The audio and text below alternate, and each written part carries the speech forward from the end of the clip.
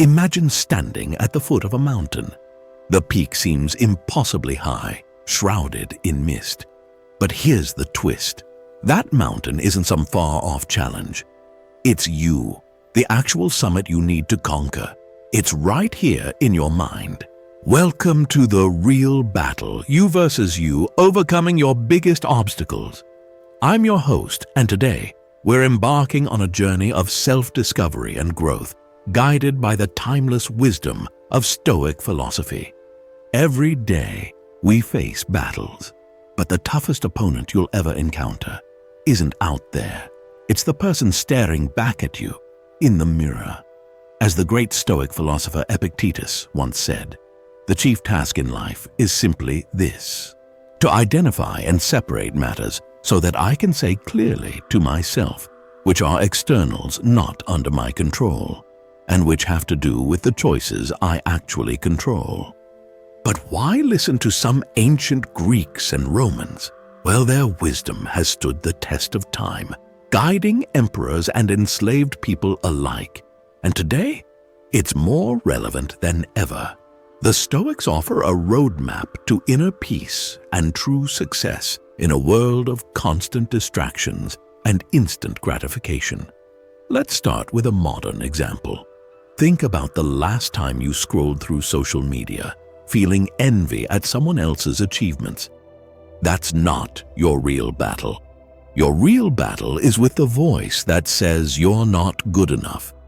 As Marcus Aurelius, the philosopher king, wrote in his journal, "You have power over your mind, not outside events.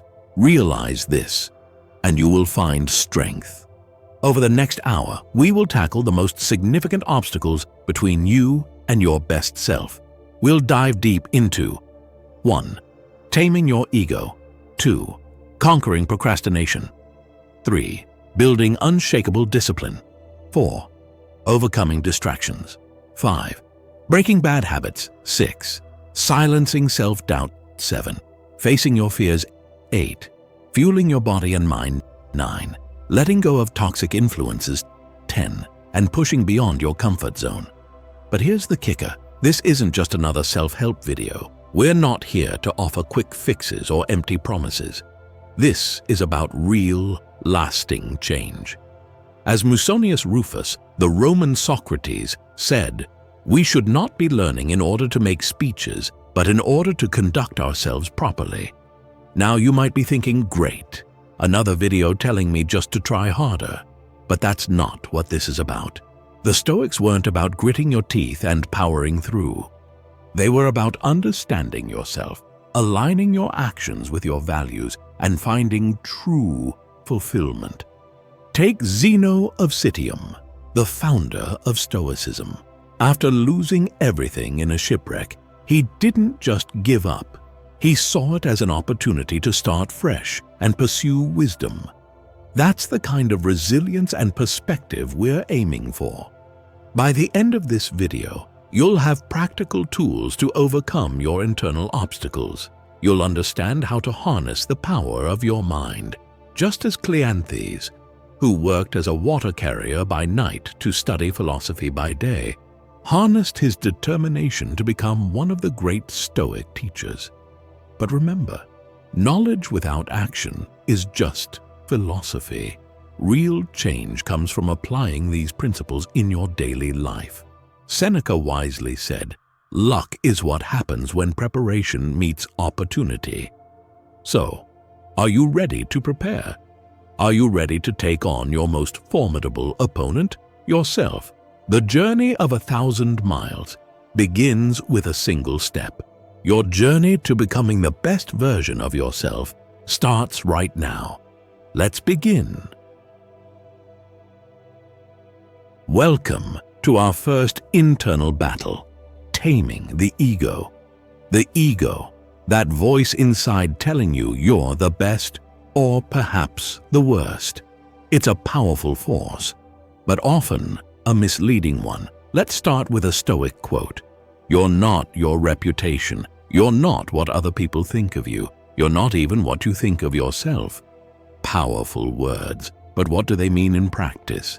Imagine you've just received praise for a job well done. Your ego swells, telling you you're invincible. Or picture a moment of failure, your ego crumbling, convinced you're worthless. Both extremes are illusions.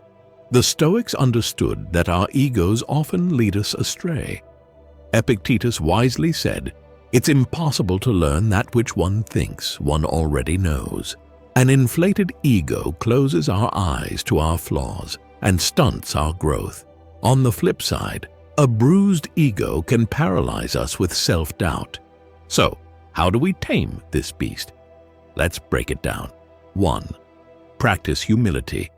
Zeno of Citium taught, "We have 2 ears and 1 mouth, so we should listen more than we say." Try listening instead next time you're tempted to boast or defend your ego. You might be surprised by what you learn. 2. Embrace criticism. Instead of seeing criticism as an attack, view it as free advice. Cleanthes, who was often ridiculed for his humble background, used this derision as fuel for self-improvement. 3. Separate your actions from your worth. You are not your successes or failures. As Seneca put it, "He who boasts of his descent praises the deeds of another." Your actions don't define you, they're growth opportunities. 4. Practice self-deprecating humor. Laugh at yourself occasionally. It keeps you humble and approachable. Even Emperor Marcus Aurelius wasn't above poking fun at himself in his journals. 5. Focus on progress, not perfection. Musonius Rufus taught, "If you accomplish something good with hard work, the labor passes quickly, but the good endures. If you do something shameful in pursuit of pleasure, the pleasure passes quickly, but the shame endures." Remember, taming your ego isn't about destroying your self-esteem. It's about finding a balance, confident enough to pursue your goals, humble enough to acknowledge your flaws, and keep learning.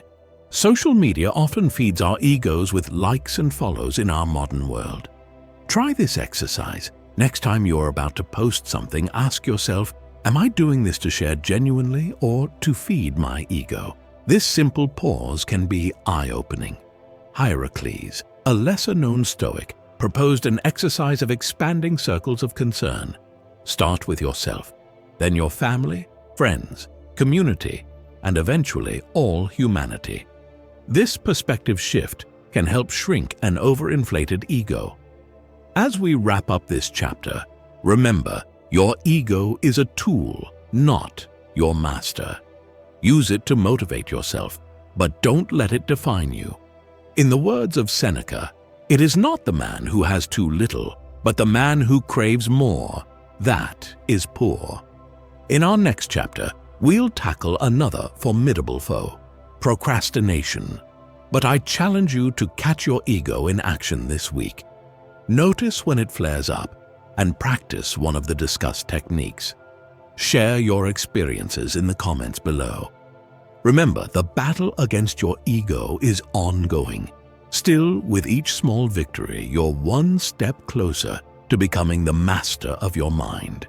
Stay strong, stay humble, and I'll see you in the next chapter. In our last chapter, we tackled the ego. Now, we face another formidable foe, procrastination. That obnoxious habit of putting off until tomorrow what we know we should do today. Let's begin with a powerful quote from Seneca. While we are postponing, life speeds by. How often have we felt the sting of those words? Procrastination isn't just about laziness. It's a complex beast, often fueled by fear, perfectionism, or overwhelm. The Stoics recognized this struggle thousands of years ago, and their wisdom can help us overcome it today. Epictetus said, "No great thing is created suddenly, any more than a bunch of grapes or a fig. If you tell me that you desire a fig, I answer that there must be time. Let it first blossom, then bear fruit, then ripen." This reminds us that meaningful work takes time, but it also implies that we must start for anything to grow.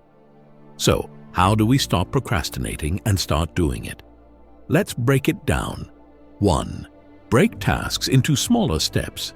Remember, do not be dismayed by the whole of your task. Attend to the day's portion.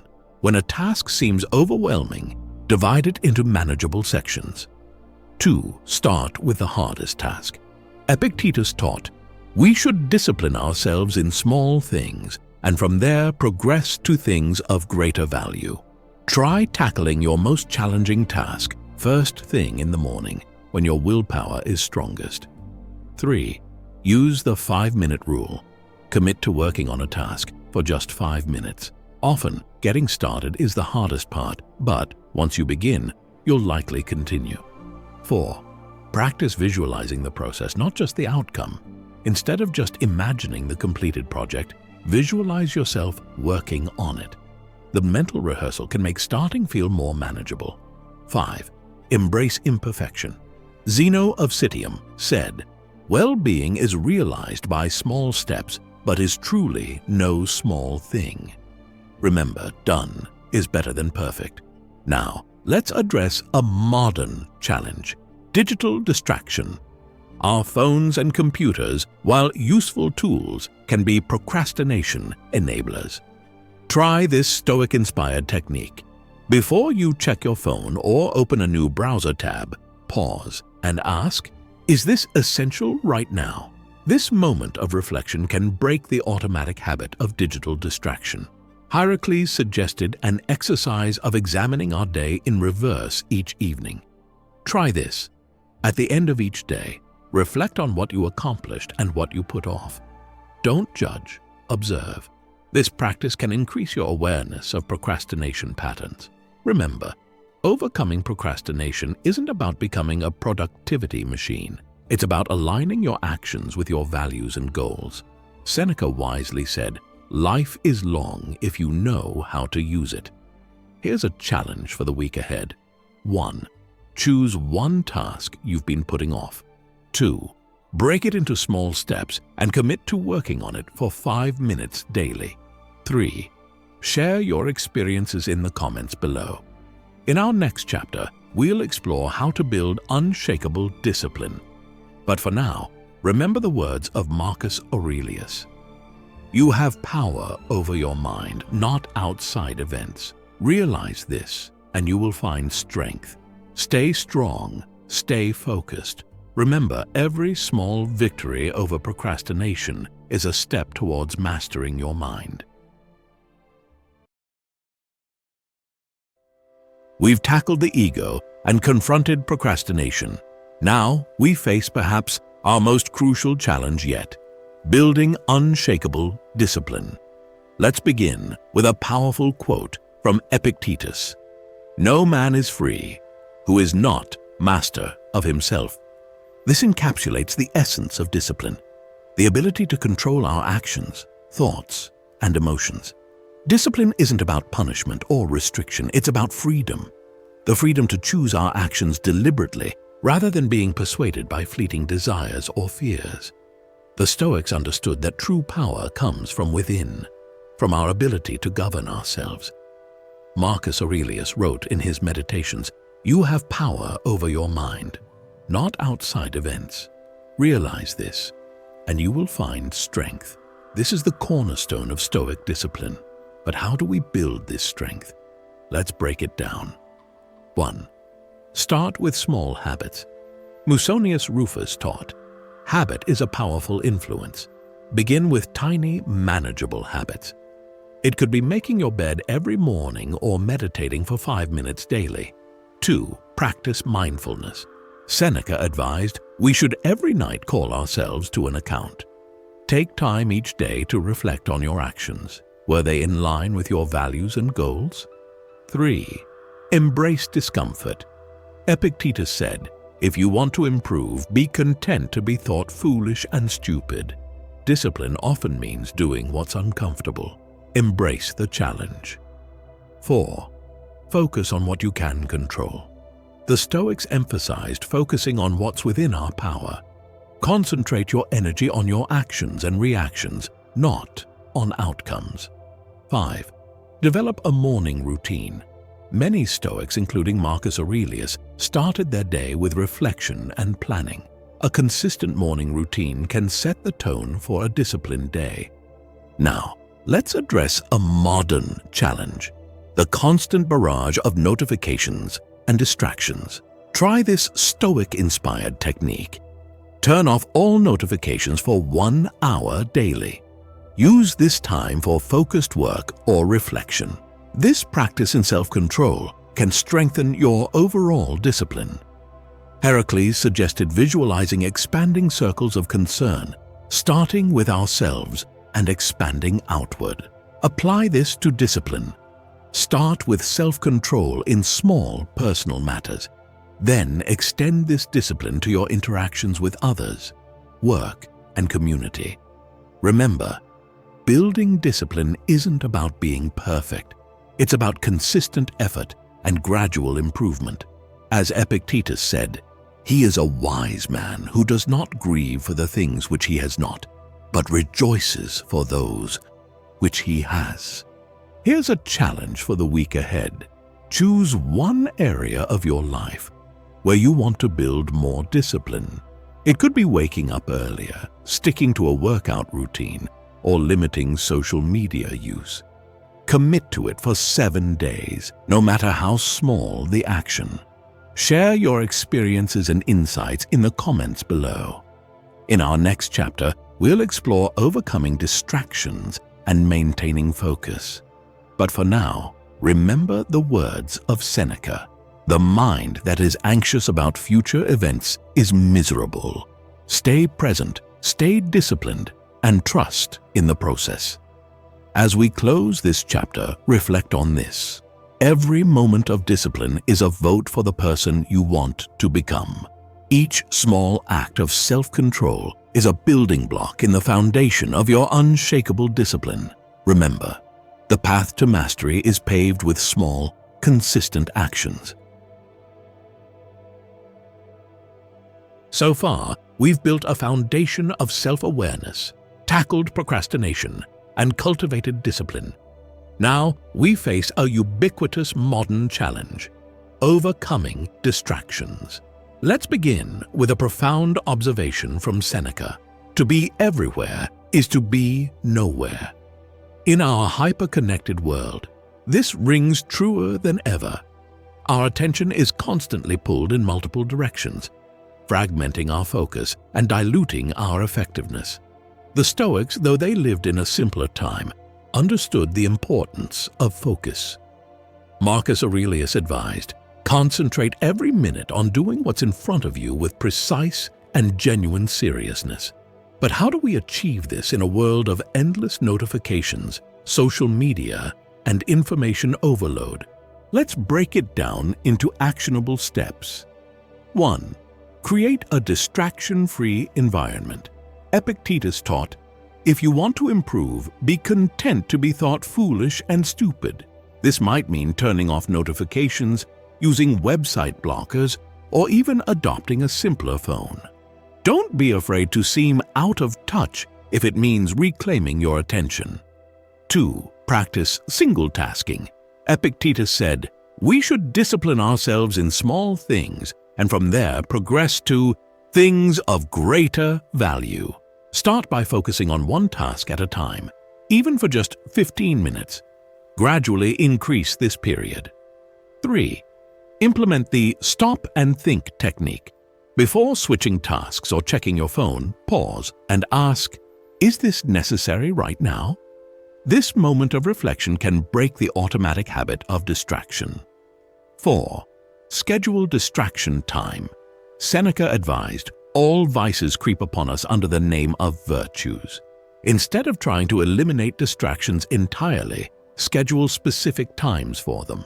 This can make it easier to focus during your work periods. 5. Practice mindfulness. Marcus Aurelius wrote, "You have power over your mind, not outside events. Realize this, and you will find strength." Regular mindfulness practice can strengthen your ability to notice when you're getting distracted and redirect your attention. Now, let's address a specific modern challenge: digital overwhelm. Try this Stoic-inspired technique. Keep a distraction diary for 1 week.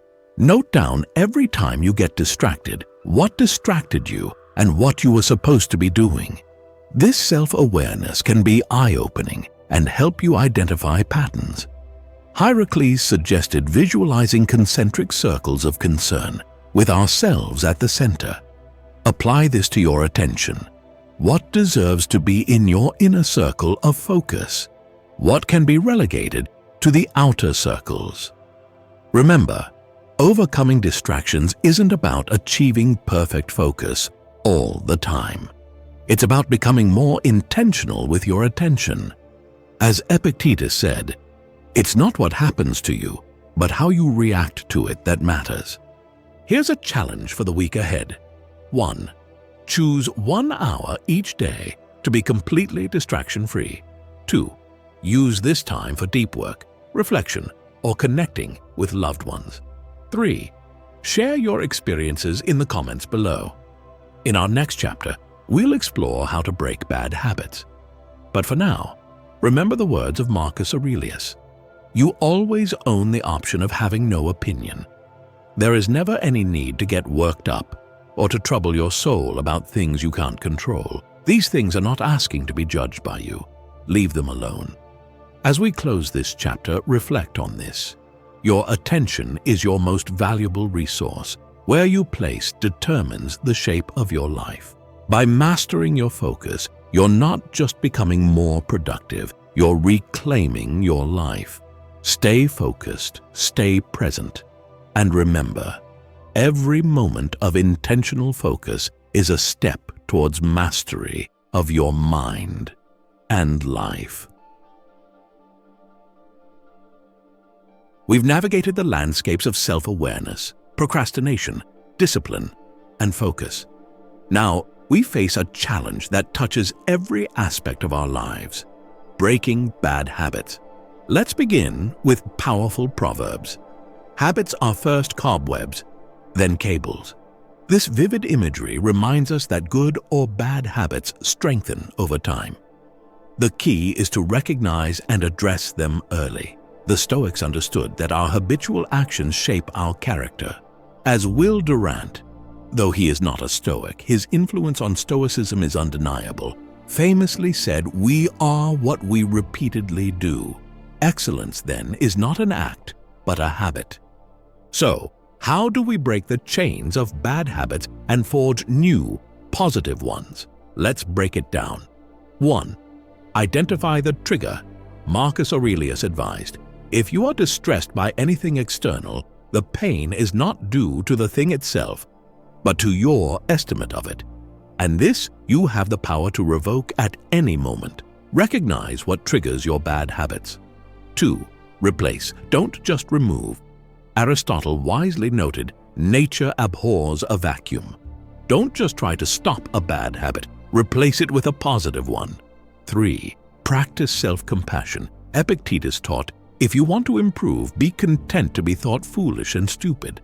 Be patient with yourself. Changing habits takes time. 4. Visualize success. Regularly visualize yourself successfully overcoming your bad habit. 5. Create accountability. Seneca wrote extensively to his friend Lucilius about self-improvement. Find an accountability partner or share your goals with someone you trust. Now, let's address a modern challenge: digital habits. Many of us need help with excessive screen time or social media use. Try this Stoic-inspired technique. For 1 week before engaging in any digital activity, pause and ask, is this aligning with my values and goals? This moment of reflection can help break automatic digital habits.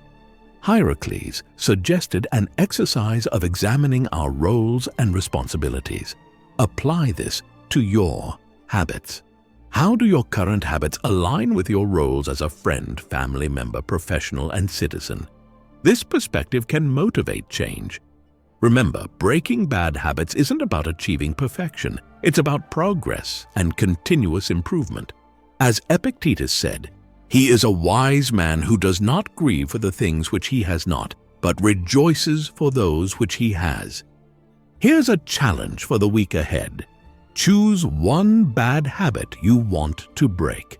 Identify its trigger, decide on a positive replacement, and commit to this change for 7 days. Share your experiences and insights in the comments below.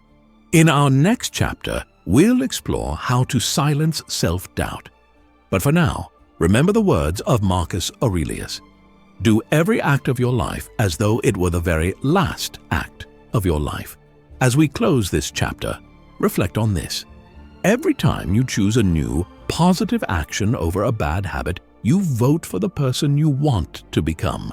You're sculpting your character, one choice at a time. Remember, the power to change your habits lies within you. Previously, we've conquered bad habits, and now we face perhaps our most insidious enemy, self-doubt. That nagging voice that whispers, "You're not good enough, you can't do it," or "Who do you think you are?" Let's begin with a powerful quote from Marcus Aurelius. "You have power over your mind, not outside events. Realize this, and you will find strength." This reminds us that self-doubt is not an external force, but an internal one that we have the power to control. The Stoics understood that our judgments about ourselves often cause more suffering than external events. As Epictetus said, "Men are disturbed not by things, but by the views which they take of them." So, how do we silence these disturbing views of self-doubt? Let's break it down. 1. Recognize self-doubt for what it is. Seneca advised, "We suffer more often in imagination than in reality. When self-doubt arises, pause and ask, is this doubt based on fact or fear?" 2. Practice self-compassion. Hierocles taught about expanding circles of concern, with ourselves at the center. Treat yourself with the kindness you'd offer a good friend facing doubt. 3. Focus on what you can control. Epictetus emphasized, there is only one way to happiness, and that is to cease worrying about things which are beyond the power of our will. Focus on your efforts, not outcomes. 4. Use negative visualization. Paradoxically, imagining the worst can help silence doubt. As Seneca suggested, he who fears death will never do anything worthy of a living man. 5. Take action despite doubt. Plato said, "For a man to conquer himself is the first and noblest of all victories." Small actions in the face of doubt build confidence over time. Now, let's address a modern challenge: social media comparison. Try this Stoic-inspired technique. For 1 week, before checking social media, remind yourself, I'm seeing others' highlight reels, not their behind the scenes. This perspective can help reduce doubt-inducing comparisons. Zeno of Citium, the founder of Stoicism, taught about living in agreement with nature. Apply this to self-doubt. Is your doubt in alignment with your true nature and potential, or is it a learned response based on fear? Remember, silencing self-doubt isn't about never feeling uncertain. It's about not letting that uncertainty paralyze you. As Marcus Aurelius said, our life is what our thoughts make it. Here's a challenge for the week ahead. 1. Please write it down each time you feel self-doubt. 2. Write a compassionate, rational response to that doubt. 3. Share your insights and experiences in the comments below. In our next chapter, we'll explore how to face our fears. But for now, remember the words of Epictetus. He who is not happy with little will never be happy with much. As we close this chapter, reflect on this. Every time you push through self-doubt, you build a stronger, more resilient version of yourself. You're proving that you are indeed capable, worthy, and strong. Remember, the voice of self-doubt may be loud, but your inner strength is louder. Now we will discuss one of life's most significant challenges, our fears. Fear can paralyze us from living fully and pursuing our dreams. Let's start with a powerful quote from Seneca. we suffer more often in imagination than in reality. This reminds us that our fears are often more daunting in our minds than in actual experience. The Stoics understood that fear is a natural human emotion, but also knew it shouldn't control our actions. As Epictetus said, "It's not what happens to you, but how you react to it that matters." So, how do we face our fears and move forward? Let's break it down. 1. Identify your fears. Marcus Aurelius advised, if you are distressed by anything external, the pain is not due to the thing itself, but to your estimate of it. And this you have the power to revoke at any moment. Name your fears to reduce their power. 2. Use negative visualization. Paradoxically, imagining the worst can help alleviate fear. As Seneca suggested, he who fears death will never do anything worthy of a living man. 3. Focus on what you can control. Epictetus emphasized, there is only one way to happiness, that is to cease worrying about things which are beyond the power of our will. Focus on your actions, not outcomes. 4. Practice gradual exposure. Musonius Rufus taught, we should discipline ourselves in small things, and from there progress to things of greater value. Start with small steps to face your fears. 5. Reframe fear as excitement. Zeno of Citium, the founder of Stoicism, believed in living in harmony with nature. Recognize fear as a natural response and channel it into positive energy. Now, let's address a modern challenge. Fear of failure in a social media age. Try this Stoic-inspired technique. For 1 week, whenever you're about to avoid something due to fear of failure, pause and ask, what's the worst that could happen?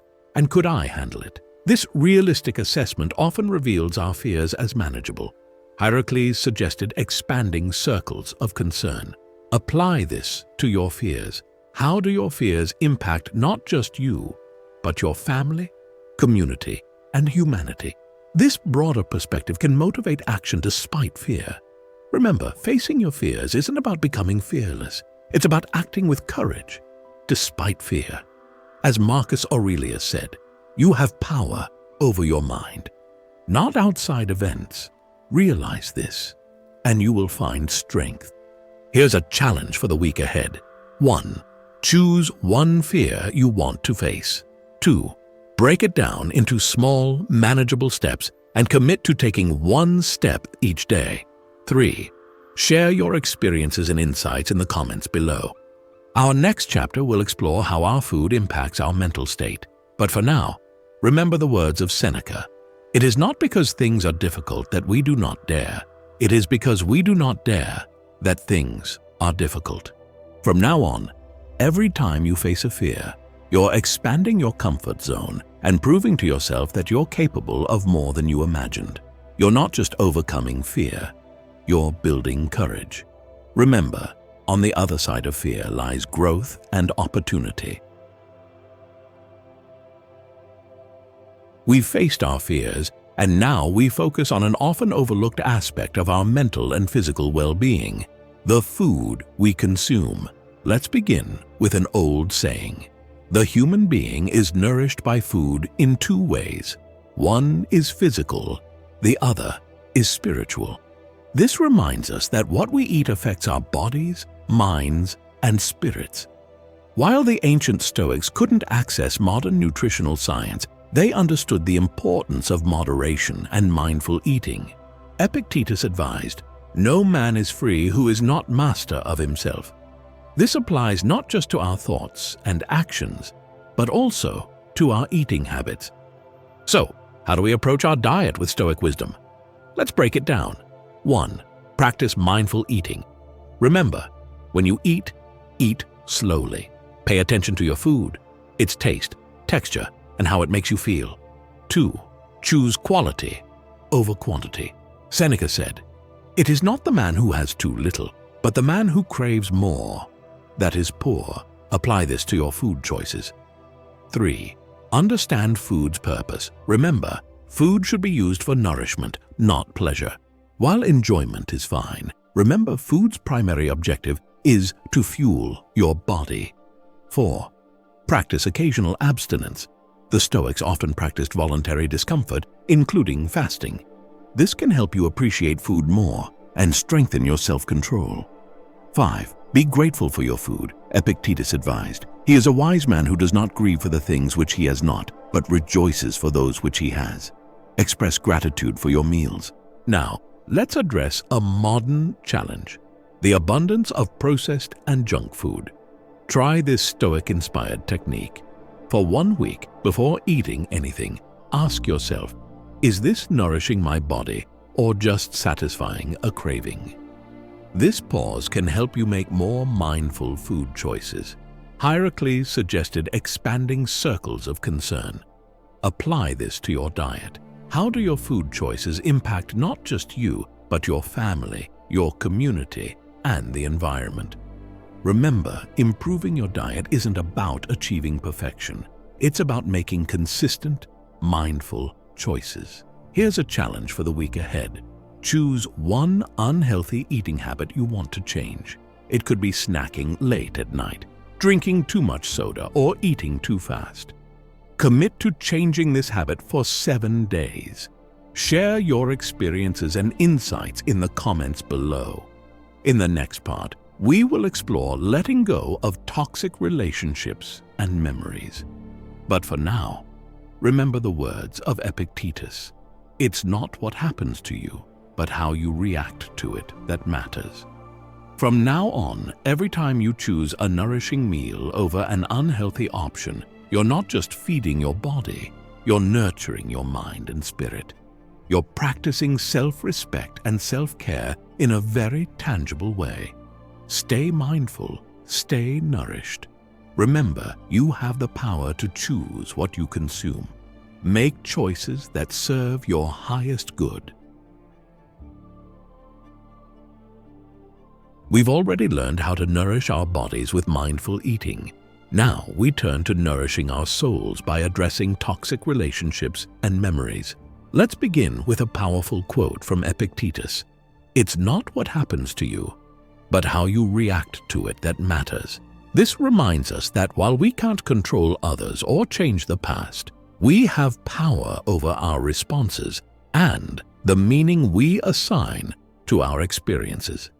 The Stoics understood that our social connections and memories significantly impact our well-being. As Marcus Aurelius advised, the best revenge is to be unlike him who performed the injury. So, how do we navigate toxic relationships and let go of painful memories? Let's break it down. 1. Recognize toxic patterns. Seneca said, associate with people who are likely to improve you. Be honest about which relationships drain you and which uplift you. 2. Set healthy boundaries. Epictetus taught, if you want to improve, be content to be thought foolish and stupid. Setting boundaries may upset others, but it's crucial for your well-being. 3. Practice forgiveness. Marcus Aurelius reminded us, the best revenge is to be unlike him who performed the injury. Forgiveness is more about freeing yourself than pardoning others. 4.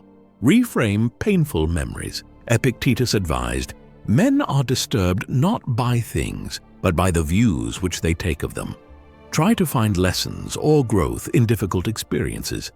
Now, let's address a modern challenge: digital connections and social media. Try this Stoic-inspired technique. For 1 week before engaging with any digital connection, ask yourself, does this relationship or interaction add value to my life? This reflection can help you curate more positive digital experiences. Hierocles suggested visualizing expanding circles of concern. Apply this to your relationships. How do your closest connections impact your wider social circles and community? This perspective can motivate you to cultivate healthier relationships. Remember, addressing toxic relationships and memories isn't about never experiencing conflict or pain. It's about responding to these challenges in a way that aligns with your values and promotes growth. Here's a challenge for the week ahead. 1. Choose one toxic relationship or painful memory you want to address. 2. Write down 3 specific actions to set boundaries, practice forgiveness, or reframe the situation. 3. Share your insights and experiences in the comments below.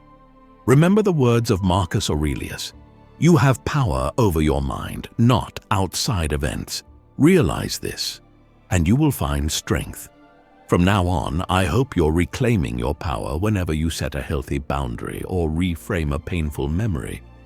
You're choosing growth over comfort, wisdom over familiarity. Stay strong, stay true to yourself. Remember, you can choose the energy you allow in your life. Choose wisely. We've journeyed through many challenges and now face the most transformative, pushing beyond our comfort zone. Let's begin with a powerful quote from Seneca. It is not because things are difficult that we do not dare. It is because we do not dare that things are difficult. This encapsulates the essence of stepping out of our comfort zone. It's about daring to grow. The Stoics understood that actual growth and virtue come from facing challenges. There is a famous saying, "Move out of your comfort zone." You can only grow if you are willing to feel awkward and uncomfortable when you try something new. So how do we push beyond our comfort zones and embrace growth? Let's break it down. 1. Embrace discomfort. Epictetus taught, if you want to improve, be content to be thought foolish and stupid. Growth often means doing things that feel uncomfortable or unfamiliar. 2. Start small. Musonius Rufus advised, we should discipline ourselves in small things and from there progress to things of greater value. Begin with small steps outside your comfort zone.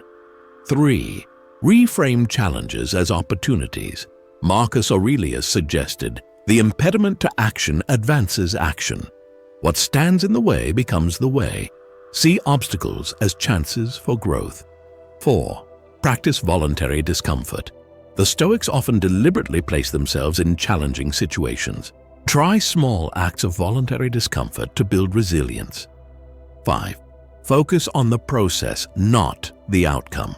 Epictetus reminded us, it's not what happens to you, but how you react to it that matters. Concentrate on the growth that comes from pushing your boundaries, regardless of the result. Now, let's address a modern challenge. The comfort of routine in our digital age. Try this Stoic-inspired technique. For 1 week, commit to doing one new thing each day, no matter how small. It could be trying a new food, taking a different route to work, or learning a new skill online. Heracles suggested expanding circles of concern. Apply this to pushing your boundaries. How might stepping out of your comfort zone not only benefit you, but also your family, community, and even humanity? Remember, pushing beyond your comfort zone isn't about constant stress or recklessness. It's about gradual, intentional growth. As Seneca said, if one does not know to which port one is sailing, no wind is favorable. Here's a final challenge. 1. Choose one significant way you want to step out of your comfort zone in the coming month. 2. Break it down into weekly goals and commit to taking action. 3. Share your plans and progress in the comments below. As we conclude our journey, remember, the one thing you learn is when you can step out of your comfort zone and be uncomfortable, you see what you're made of and who you are. Every time you step out of your comfort zone, you expand your capabilities and understanding of yourself. Reflect on this. The greatest growth often lies just beyond the boundaries of your comfort. By daring to push these boundaries, you're not just changing yourself, but your world. Thank you for joining me on this Stoic journey of self-improvement. Remember, the real battle, you versus you, is ongoing. But with the wisdom of the Stoics and the strength you've cultivated, you're well equipped to face any challenge. Stay curious, stay brave, and keep growing. The best version of yourself is always one step beyond your comfort zone.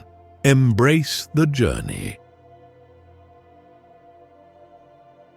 We've reached the end of our exploration, but remember, this is just the beginning of your Stoic journey. As Epictetus wisely said, "Don't explain your philosophy, embody it." Your task now is to apply these Stoic principles in your daily life. Remember, progress is often slow and steady. Be patient with yourself, but remain committed to growth. In every challenge, every setback, and every triumph, you have the opportunity to practice Stoicism. As we conclude, I challenge you to choose one principle from our journey and fully commit to embodying it this week. Please share your experiences and insights with our community. Remember, the real battle, you versus you, is lifelong. But with each small victory, you're becoming the best version of yourself. Stay strong, stay wise, and keep growing. Your Stoic journey has only just begun.